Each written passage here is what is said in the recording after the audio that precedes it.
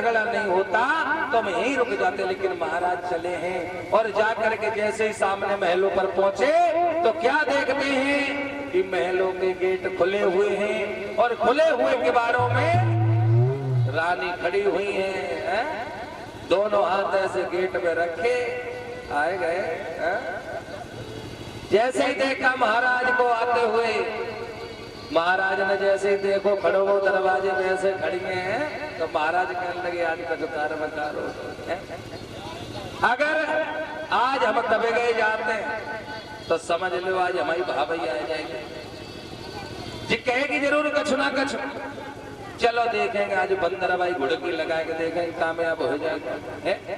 महाराज उत्तान पाद आगे बढ़े हैं, उसी समय रानी सुरची कहने लगी महाराज रुक जाओ, हमें पता है तुम कहाँ थे, रात भर कहाँ रहे, सौते के पास रहे हो, और तुम रात भर वहीं रहे ना, और तुम्हें जब सौते ही प्यारी थी तो फिर तुमने मेरे साथ क्यों विवाह किया, और अगर विवाह किया मेरे साथ तो मुझे धोखा क्यों दे रहे हो।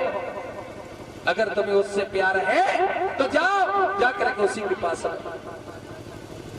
महाराज कहने लगे अगर आज दबे गए तो समझ लो काम हमारा बिगड़ जाएगा। उसी समय महाराज ने तलवार निकाली है म्यान से और खींच करके ये कहा है रानी बहुत हो गया, अगर आज तेरी वो दुश्मन है तो पकड़ ये ले तलवार और ले जाके जा, और जाकर के इसी तलवार से उसे खत्म कर, ना रहेगा बांस और ना बजेगी बांसुरी।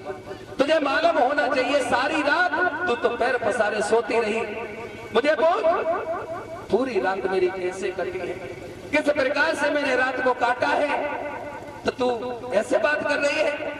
उसी समय भक्त हुआ क्या है, उसी समय वो मैया सुरची जो रहे,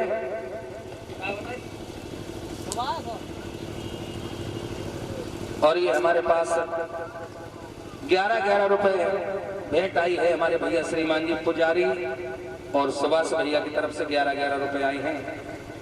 भगवान से कामना करेंगे भगवान धन नाम से भरपूर रखें और माल में जाने भरे रहे और दान के लिए ऐसी आगे बहुत बढ़ते।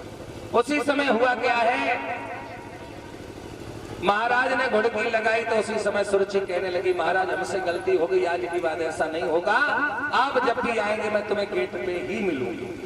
महाराज कहने लगे घुड़की काम करेंगे, तो उसी समय महाराज बताया जाता है विश्राम किया है, तो धीरे धीरे जब समय बीता तो दोनों रानियां जो थी वो गर्भवती थी।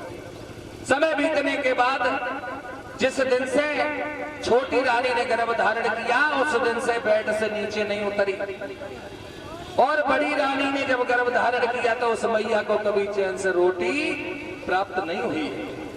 और इधर मेवा चल रही है, बादाम काजू अखरोट चल रहे हैं, लेकिन उस मैया के लिए जौ की रोटी नमक के साथ थी, और वो भी मैया को ठीक से नहीं अच्छी लग रही।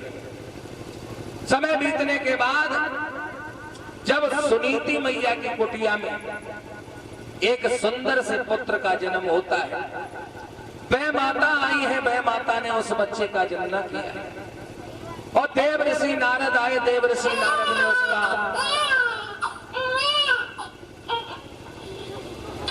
देव ऋषि नारद जो है, देव ऋषि नारद ने उस बच्चे का नाम संस्कार किया। जब नाम रखा उस बेटे का ध्रुव, और इधर मैया सुरची के महलों में एक पुत्र पैदा हुआ जिसका नाम ब्राह्मणों ने उत्तम रखा। धीरे धीरे दोनों भाई सयाने होने लगे हैं। एक बार दोनों भाई साथ साथ खेल रहे थे तो उत्तम पकड़ के हाथ ध्रुव को ले गया अपने पिताजी की कचहरी में। तो कचहरी में जैसे बेटा ध्रुव पहुंचा है तो ध्रुव को देख करके मंत्री कहने लगा महाराज आज तुम्हारा बड़ा पुत्र आ रहा है। ये बड़ा पुत्र है? हाँ यही बड़ा पुत्र है। उसी समय महाराज ने ध्रुव को पास बुलाया और अपनी गोद में बिठा लिया। तो एक चुगला वहां पे खड़ो रहे, क्योंकि चुगला हर जगह होता है, चुगल हर जगह लगता है, क्योंकि चुगला जो होता है वो चुगला अपनी हरकत से बाज नहीं जाता। चुगल का काम होता है चुगली करना, इधर की उधर, उधर की उधर, उधर की उधर, यानी कि कैसे भी हो कलेश हो। तो आज वो चुगला जो था उसने देखा क्या किया है, उसे चुगल ने सीध लगाई है और कहा है किसी कवि ने लिखा है लला मोहन, अरे चुगला चूकत है नहीं गाय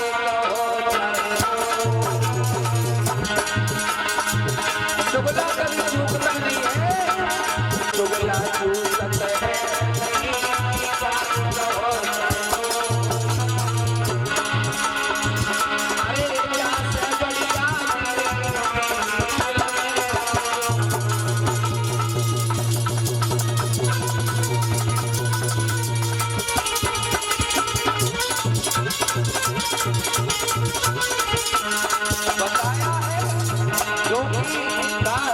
कवि ने, अरे चुगल से मन की बात कहो और चुगल लगो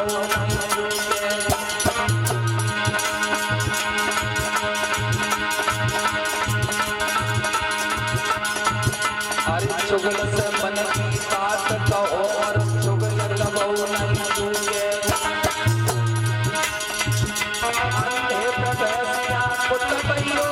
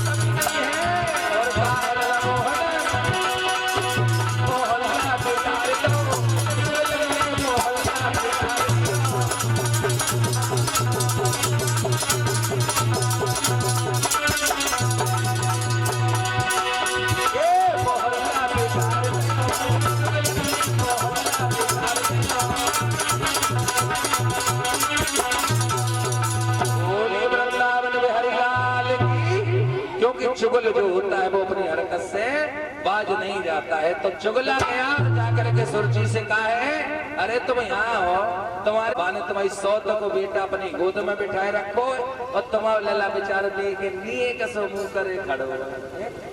जैसे ही चुगल ने इतनी बात कही जाके सुरजी को गुस्सा आई गई। सुरजी भागी लंगे समेट के अबे देखते अबे देखते कड़ी खाओ हमारे को नीचे खड़ो करे और सौतनिया के लाले गोदी में ले हमें जल लग रहा जाइए। अबे देख रहे भागी भागी पहुंची कचहरी में। कचहरी में जाके और भक्त ध्रुव को पकड़ा और हाथ पकड़ के झटका मार दिया। आज तो गोद में बैठ रहा है, देखो तो तुम्हारा मुंह है गोद में बैठने लगे। अगर तुम्हें इनकी गोद में बैठना था तो रे कमीने तूने उसकी कोख से जन्म क्यों लिया? तू मेरी कोख से जन्म ले लेता है? अगर मेरी कोख से तूने जन्म लिया होता तो आज तू इस सिंहासन का अधिकारी होता। अरे बेवकूफ चल यहां से। और उत्तान पास से कहा है, महाराज तुमने इस गधे को सिर पे चढ़ा रखा है, तुम्हारी मति क्या घास चुगने गई है? हमारा बेटा जो राजकुमार बनेगा वो नीचे खड़ा है, इस भिखारी को गोद में बिठा रखा है। ध्रुव में एक धक्का मारा है मैया सुरची ने, ध्रुव पटक लगती है वहीं पे गिर जाता है। उठा है बेटा और आंसुओं को पोंछता हुआ रोता रोता रोता रोता बेटा अपनी मैया के पास पहुंच जाता है। 5 वर्ष की अवस्था है उस बच्चे की और रोता हुआ दोनों हाथों से आंसू पोंछते हुए अपनी मैया के पास जब पहुंचा, मैया ने बेटा को रोते हुए देखा है तो मैया कहने लगी है, बेटा किसने मारा है? किसने मारा?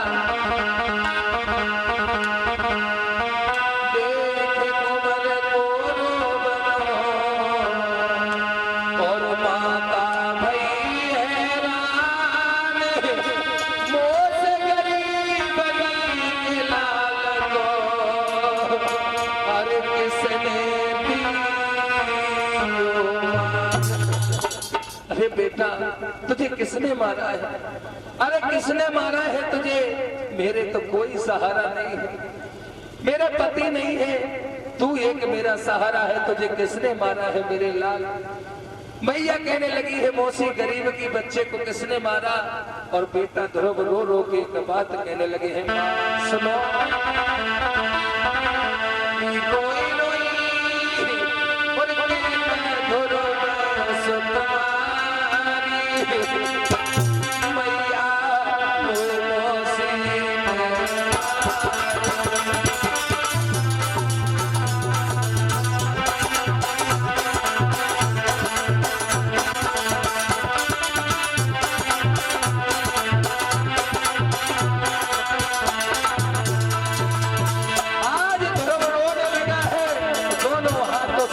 पहुंचता जा रहा है। माँ माँ मुझे किसी ने नहीं, मुझे मौसी ने मारा है। माँ बेटा रो रहा है।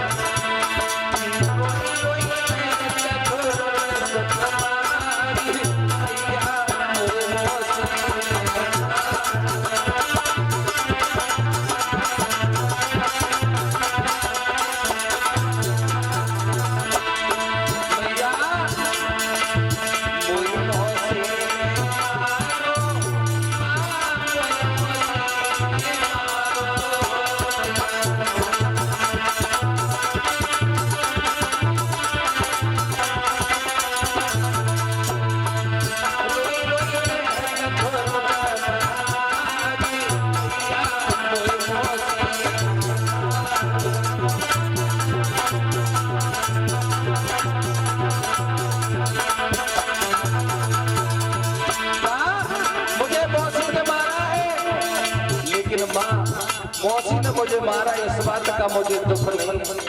मौसी ने मारा इस बात का दुख नहीं है, फिर बेटा किस बात का दुख है?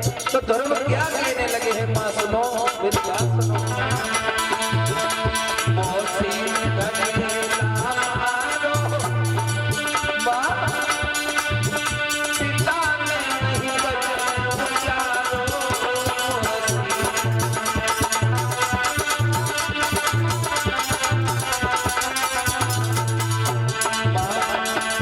मौसी ने मारा इस बात का दुख नहीं है, लेकिन मौसी ने जब ढकेला मुझे मारा तो पिताजी ने आधी बात नहीं कही है। माँ मुझे इस बात का सबसे बड़ा दुख है, सबसे बड़ा दुख है माँ। मौसी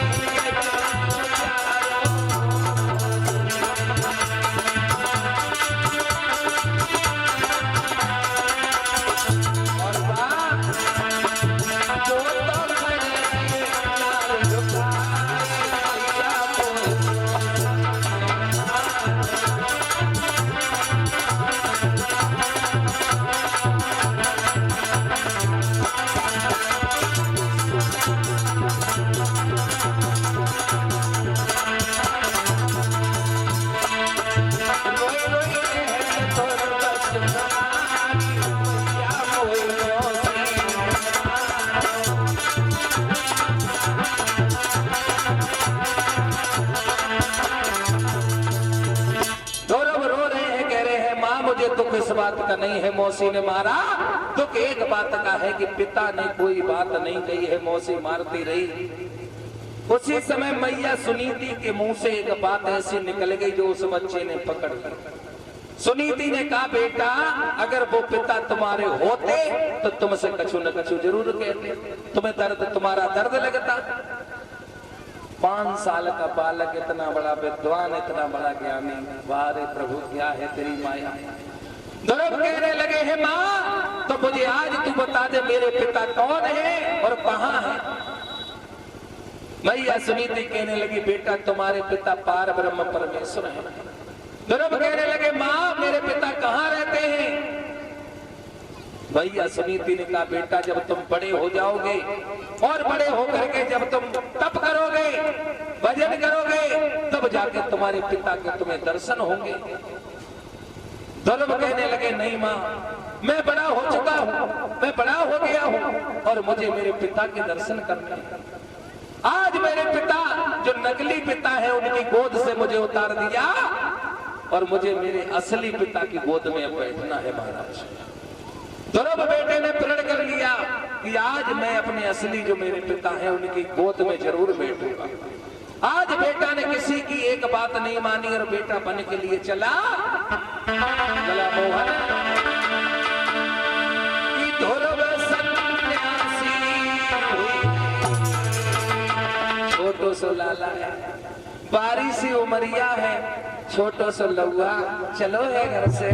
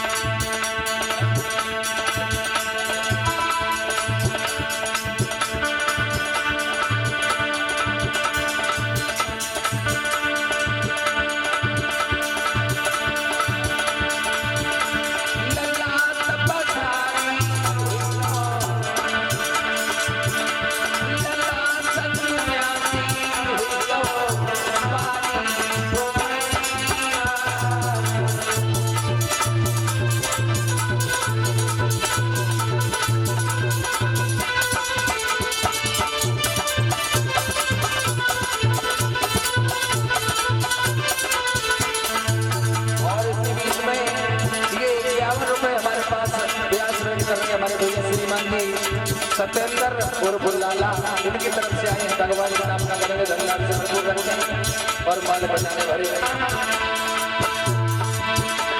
लाल बन को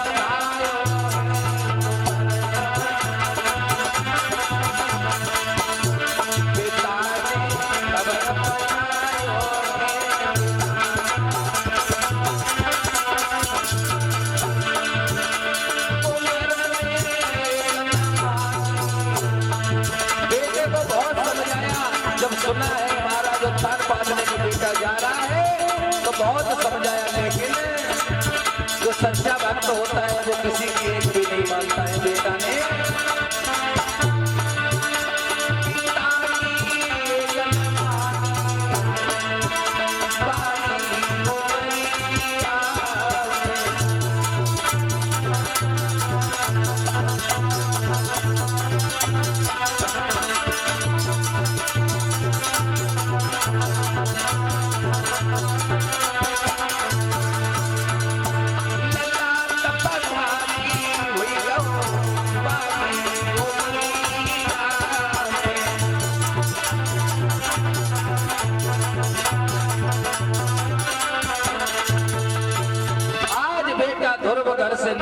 चला और किसी की एक भी नहीं मानी है। जाकर के देव ऋषि नारद से जब मुलाकात हुई तो देव ऋषि नारद ने भी समझाया, बेटा अभी तुम छोटे हो और थोड़े बड़े हो जाओ, उसके बाद में तुम तप करना, क्योंकि इस जंगल में तुम अकेले कैसे रह पाओगे, बहुत से चीता भगर्रा जीव जंत हैं।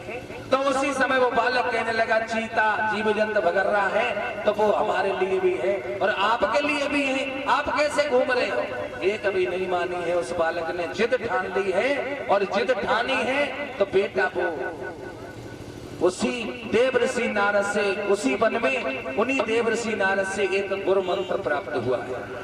द्वादश मंत्र दिया है। जो द्वादश मंत्र है, ओम नमो भगवते वासुदेवाय, द्वादश मंत्र जब दिया है तो उसी मंत्र के सहारे आज बेटा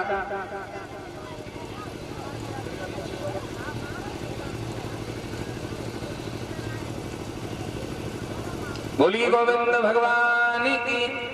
तो बताया गया है द्वादश मंत्र जब दिया है बेटे को, द्वादश मंत्र का जाप किया है। और समय, क्योंकि समय के लिए कह रहे हैं और बात सही है, दिन में भी रात में भी तो भैया आरती का, लेकिन दर्शन ऐसे आसान नहीं हो गए।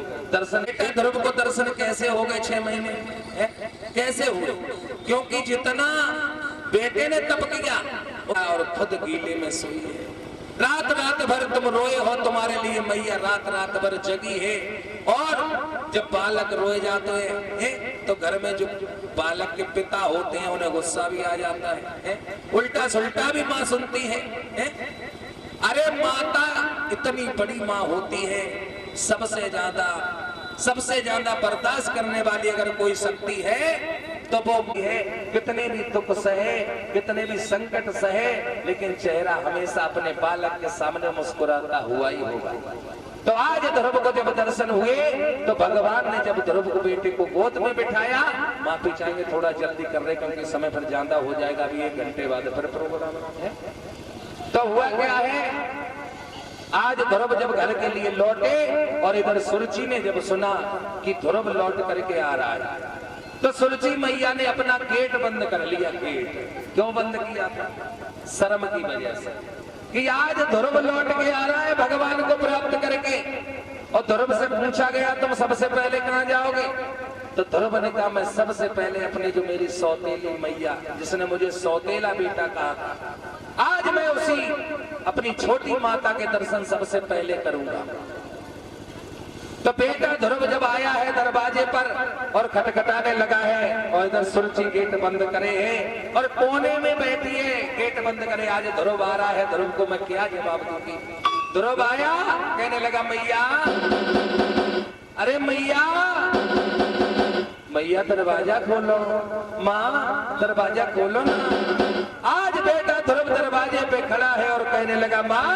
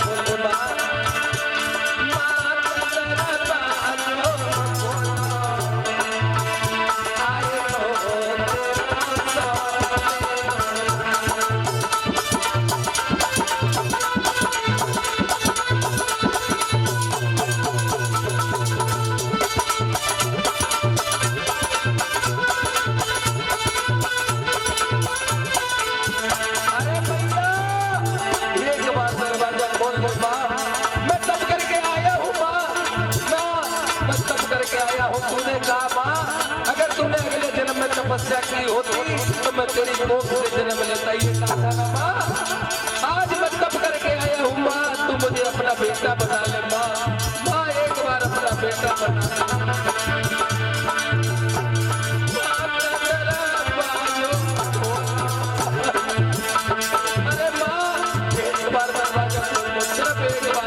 सौतेला ही सही माँ, लेकिन तेरा बेटा हुआ। दरवाजा खोल।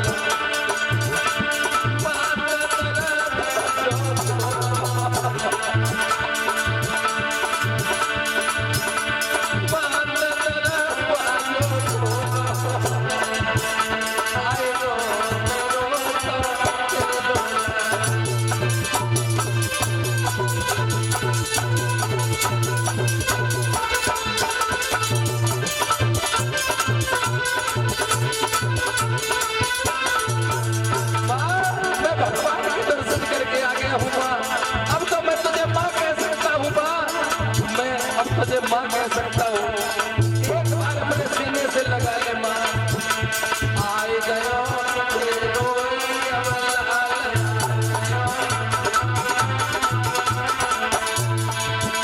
भैया, एक बार मुझे बेटा बोल दो माँ, एक बार। मात कछो कैसे बोलो, मात कछो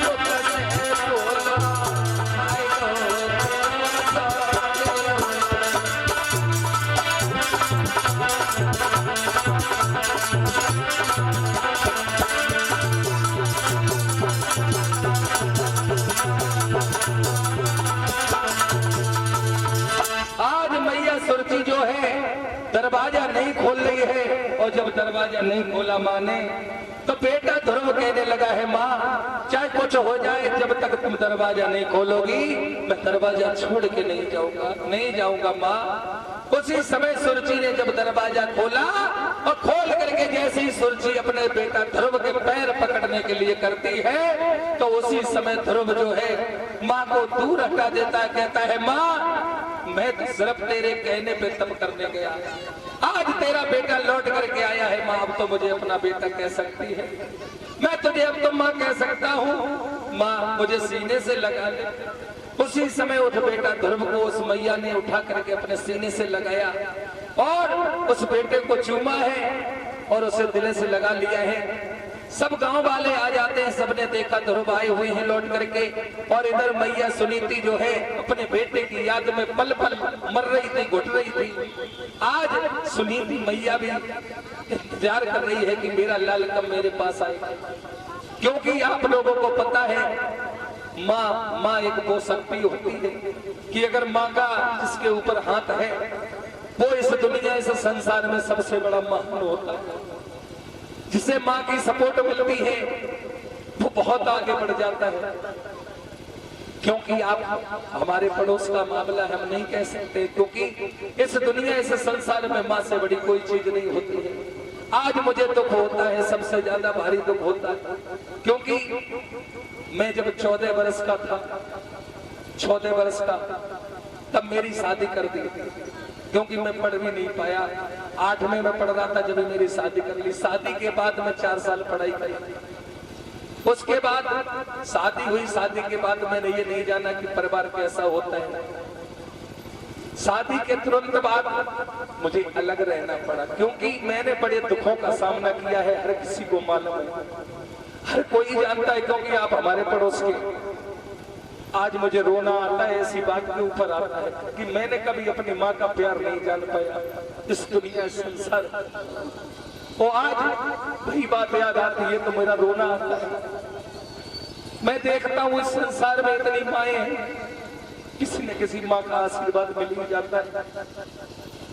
तो आज बेटा ध्रुव जो है अपनी मैया सुनीति के आंगन में जब पहुंचा है, और सुनीति मैया ने अपने बेटे को देख करके अपने हृदय से लगा लिया, और हृदय से लगा करके माँ ने उस बेटे को पुचकारा है और कहा है, मेरे लाल आज तूने मेरा सीना जो है बड़ी खुशी से चौड़ा कर दिया। आज तू भगवान के दर्शन पाके आया है, मैं भी धन्य हो गई तेरे जैसे संतान को पा करके। तो इस प्रकार से आज बेटा ध्रुव को भगवान के दर्शन हुए, और भगवान के दर्शन पाने के बाद आज बेटा ध्रुव फिर से भगवान के दर्शन सभी को कराता है और कहा है, भगवान ने बेटा तुम कुछ भी मांग सकते हो। तो उसी समय उस मैया से कहा है, तो मैया ने कहा है कि मैं जब भी जन्म लेकर के आऊं तो मुझे यही बेटा प्राप्त हो और यही हमें सौत मिले और यही हमारे पति मिले। आज भगवान ने तथास्तु कर दिया, क्योंकि आज बेटा ध्रुव को दर्शन क्यों हुए। अगर सौतेली मैया आज ध्रुव को अगर टांसती नहीं, अगर डांटती नहीं, अगर ढकेला नहीं मारती तो ध्रुव को सत्य का ज्ञान नहीं होता, न ध्रुव वन को जाते न भगवान के दर्शन पाते। क्योंकि आजकल के जमाने में अगर माँ अपने बेटे को अगर डांटती है और अगर धकेला मारती है तो वो बेटा ये ना समझे कि मेरी माँ हमसे दूर है। नहीं, माँ हमेशा अपने बेटे को क्यों डांटती है, क्योंकि बेटे को ये एहसास हो जाए कि हमें भी अपने रास्ते पे चलना है। छोटा बच्चा होता है तो हम उसकी उंगली पकड़ के जब चलाते हैं तो उस बच्चे की उंगली छोड़कर भी देखते हैं बेटा हमारा चलने लायक हुआ या नहीं हुआ है, कहीं गिर तो नहीं जाएगा, ये भी प्रयास करते हैं। तो आजकल की जो संतान है वो इस चीज को भूल जाती है कि माँ ने आज हमें जन्म देकर के इतना बड़ा किया है, पिता ने आज मजदूरी करके हमें पाला है। तो आज हम माता पिता को अगर नहीं सम्मान कर सकते तो उनका अपमान भी करने का हमें कोई अधिकार नहीं है। बोली गोविंद भगवान की।